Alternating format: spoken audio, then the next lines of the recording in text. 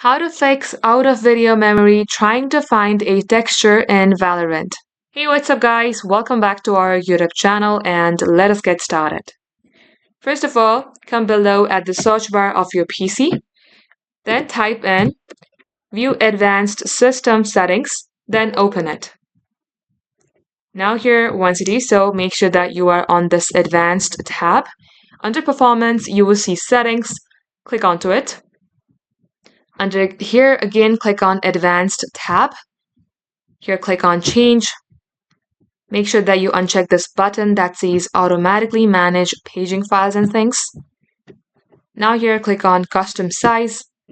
As you do so, at the below page, you will see Currently Allocated. In my case, this is 8441. You have to type in the exact same thing here. Once done, paste it below as well. Then click on Set. And that way, this is how you can fix your problem. So that is all for today. Thank you for watching. We will catch you up in our next upload.